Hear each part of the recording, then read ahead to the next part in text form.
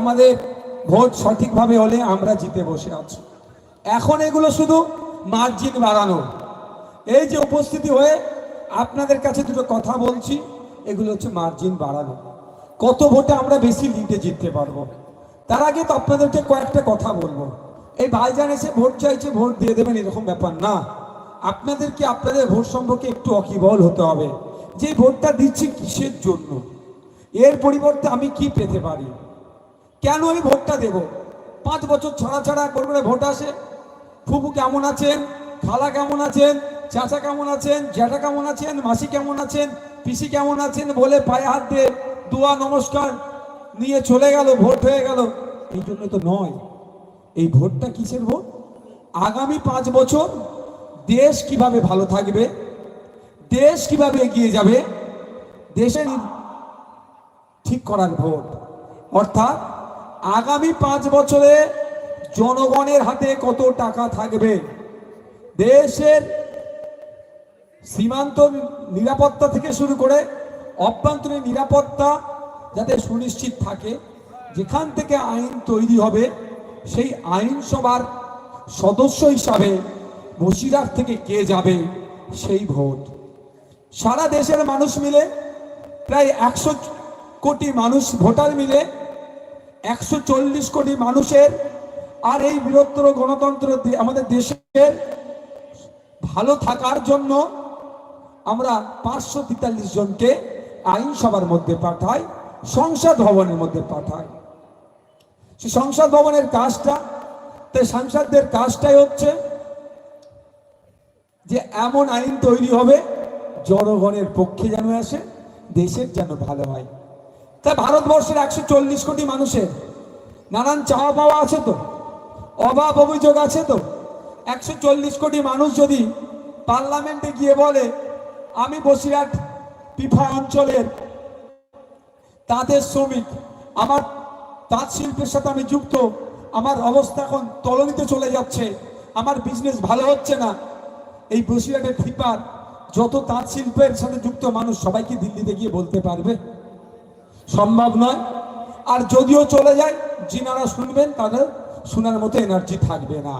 সেই জন্য কি শুধু বসিরহাট পিফার মানুষের জন্য নয়, বসিরহাট সাব ডিভিশনের প্রায় 20 লক্ষ মানুষ, 16 লক্ষের অধিক ভোটারের চাওয়া পাওয়া অভাব অভিযোগগুলো কি কি হতে, সেইগুলো দেশের যেখানে আইন তৈরি হচ্ছে, যেখানে আইন তৈরি হয় সেখানে গিয়ে জানানো, অর্থাৎ পার্লামেন্টে। এখানকার এমপির কাজ হবে পিপা অঞ্চলের তাঁত শিল্পের সাথে যারা যুক্ত, তারা এখন কষ্ট বেশি করছে, তার যে তাঁতের যে শাড়িটা হচ্ছে 200-250 টাকায় হয়তো খুব বেশি হলে বিক্রি হচ্ছে, কিন্তু তাদের 5-7 বছর 10 বছর আগে ওই তাঁতের শাড়িটা তারাই 550, 600, 700 টাকাতেও বিক্রি করেছে। আজকে দেখুন তারা কষ্ট মেহনত বেশি করছে, শ্রম বেশি দিচ্ছে, টাকা কম ইনকাম হচ্ছে।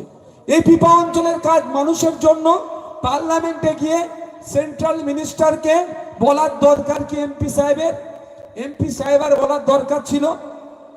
ভাই মাইকম্যান কি আছে, আমার গলাটা একটু যেন টেনে নিচ্ছে, বলার কি দরকার, কি যেটা দরকার কর্তব্য ছিল যে আমি এমন এক লোকসভা থেকে এসেছি, সেই লোকসভার একটা হেভি অংশের মানুষ তাঁত শিল্পের সাথে যুক্ত, বর্তমান তাঁত শিল্প প্রায় ধ্বংস হতে চলেছে, সেইটাকে রক্ষণাবেক্ষণ করতে হবে। ওই শিল্পের সাথে যারা যুক্ত তারা কাজের শেষে, সপ্তাহ শেষে যাতে একটা মোটা টাকা ইনকাম করতে পারে, তার জন্য ভারত সরকারকে পলিসি তৈরি করতে হবে। এটা একটা এমপির কাজ। আর অপদার্থ ওই ভদ্র মহিলা, ওই অপদার্থ দায়িত্ব কাণ্ডজ্ঞানহীন এক ভদ্র মহিলা, সেই কাজে এই কথা না বলে টিকটক ভিডিও সেলফি তুলতে ব্যস্ত ছিল। তাই ওই অপদার্থটাকে ওর দলকে আর নতুন করে ভোট নয়। তাই আপনাদের বলবো যারা তাঁত শিল্পের সাথে যুক্ত, আপনাদের এই দুর্দশা ঘোচানোর জন্য যেখানে দেশের আইন তৈরি হচ্ছে, যেখানে পলিসি তৈরি হচ্ছে, সেই জায়গায় খাম চিহ্নকে আপনারা পাঠান। খাম চিহ্ন যাবে পার্লামেন্টে গিয়ে। যেমন একদিকে আপনার ইছামতির ওপরে ব্রিজের দরকার আছে, যেমন সন্দেশখালীর সমস্যা, বাঁধ ভাঙে যাওয়ার সমস্যা, হিঙ্গলগঞ্জের সমস্যা, কৃষকদের সমস্যা, মৎস্যজীবীদের সমস্যা নিয়ে তুলবে। একইভাবে পিফা অঞ্চলের তাঁত শিল্পের সাথে যারা যুক্ত তাদের দুর্দশার কথা তুলে এই সমস্যা সমাধানের জন্য পার্লামেন্টে গিয়ে চিৎকার করবে। তাই বন্ধুগণ, আপনারা ভাবুন, ভাবার সময় এসেছে যে ভোটটা কেন দেবেন। আপনারা 2019 সালে ভোট দিয়েছিলেন, কিসের জন্য দিয়েছিলেন? যে কৃষক আপনার রুজি রুটি যাতে একটু বাড়ে, মাসের শেষে হাতে একটু টাকা বেশি আসে, তার পলিসি যাতে ভারত সরকার তৈরি করে, সেই জন্য ভোটটা দিয়েছিলেন। ভারত সরকারকে গিয়ে এখানকার এমপি বলবে। কিন্তু দুঃখের বিষয়, আমরা দেখলাম শুভেন্দু অধিকারীদের, এই দিলীপ ঘোষেদের, সুকান্ত মজুমদারদের, রেখা পাত্রদের অপদার্থ সরকার, বিভাজনের সরকার, হিন্দু মুসলমান করে ক্ষমতায় টিকে থাকবার জন্য তারা সবচেয়ে নতুন কিছু অ্যামেন্ডমেন্ট নিয়ে আসবে। কিন্তু দেখলাম এই রেখা পাত্রদের অপদার্থ সরকার বসিরহাটের কৃষকদের কথা ভাবলো না, পশ্চিম বাংলার কৃষকদের কথা ভাবলো না, দেশের কৃষকদের কথা ভাবলো না। সেই ব্রিটিশ পিরিয়ডে নীলকর সাহেবরা যেভাবে নীল চাষীদেরকে শোষণ করেছিল, সেই শোষণ করে নেওয়ার জন্য নতুন করে কৃষকদের বিপক্ষে বিল পাস করলো।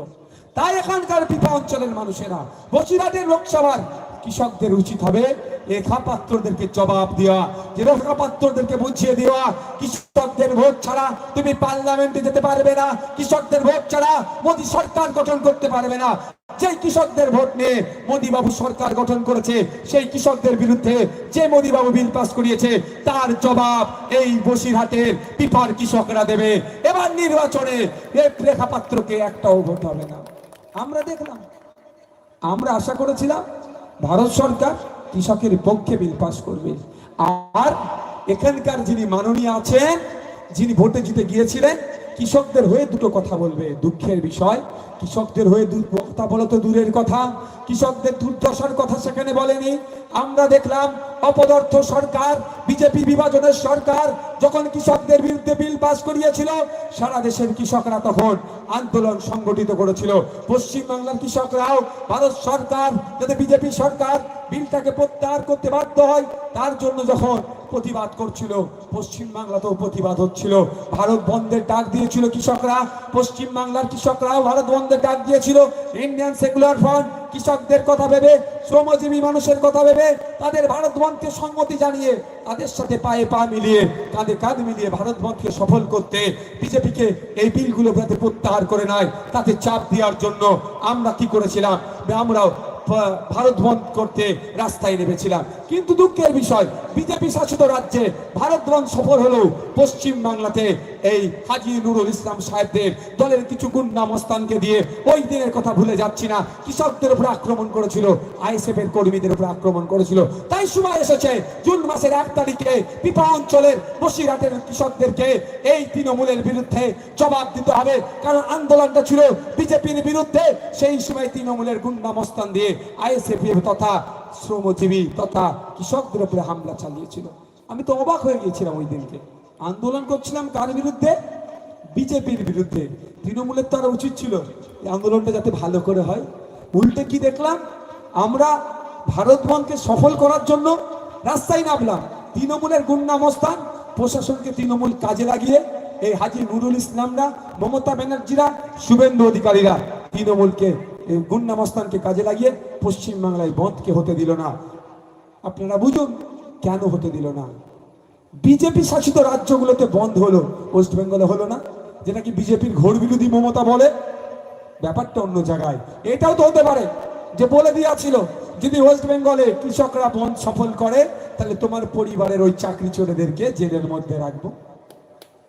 তাহলে ওদের চাকরি চোরেদের কথা ভেবে যারা দুর্নীতি করেছে তাদের কথায় তাদের জন্য আমাদের বসিরহাটের, আমাদের পিফার কৃষকদের কথা মান্যতা দিল না। তাই সময় এসেছে পিফা অঞ্চলের বসিরহাটের কৃষকদেরকে জবাব দিতে হবে। ঠিক যেভাবে রেখা পাত্রদেরকে জবাব দেবো 1 তারিখে, ঠিক একইভাবে হাজী নুরুল ইসলামদেরকে জবাব দেব। যেভাবে মমতা ব্যানার্জিদেরকে জবাব দেব, ঠিক ওইভাবে মোদীদেরকে আমরা জবাব 1 তারিখে দেবো। হবে তো নাকি ভাই? হবে তো? কারা জবাব দেবেন হাতটা তুলুন তো একটু। কোনো কথা হবে না এদের বিরুদ্ধে, গণতান্ত্রিক প্রক্রিয়াতে জবাব দেওয়া হবে।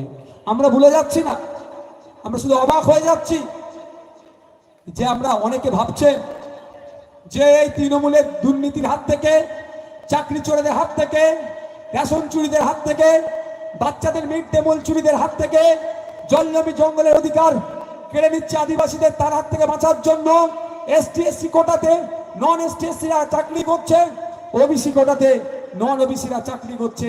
এই সমাজ ব্যবস্থাদের দুর্নীতিগ্রস্ত করে দিয়েছে। তার হাত থেকে বাঁচার জন্য হয়তো অনেকে ভাবছেন বিজেপিকে ভোট দিলে লাভ হবে। আমি আপনাদের বলছি, এটা দিনে স্বপ্ন দেখা হচ্ছে। যাই তৃণমূল তাহাই বিজেপি, যাহাই বিজেপি তাহাই তৃণমূল। এটা আমি নতুন করে বলছি না, আমার আগে বলে দিয়েছে কে? ওইদিকে মুকুল রয়। তো নতুন করে বলতে লাগছে না।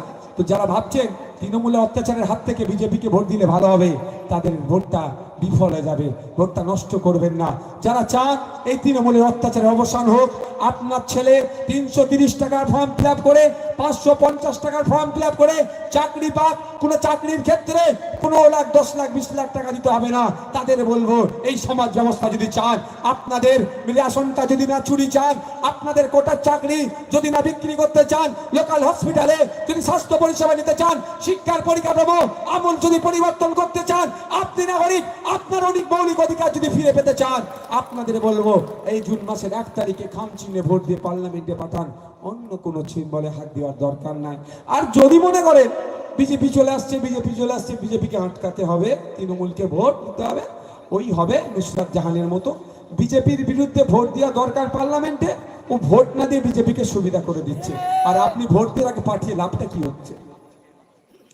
যদি মনে করেন তৃণমূলকে দিয়ে বিজেপিকে আটকাবো, তাহলে দিবা স্বপ্ন দেখা হচ্ছে। বা এটা তো খেলার মনে একটা মাঠ নাকি? আচ্ছা, আমি কালকে যদি বলি এখানে ধান চাষ করব, সম্ভব হবে? এই ধান চাষ করতে গেলে কি করতে হবে? এই মাটিটাকে পরীক্ষা করতে হবে। মাটিটা পরীক্ষা করতে হবে তো, ধান চাষের উপযুক্ত উর্বর মাটি নাকি। স্বাভাবিকভাবে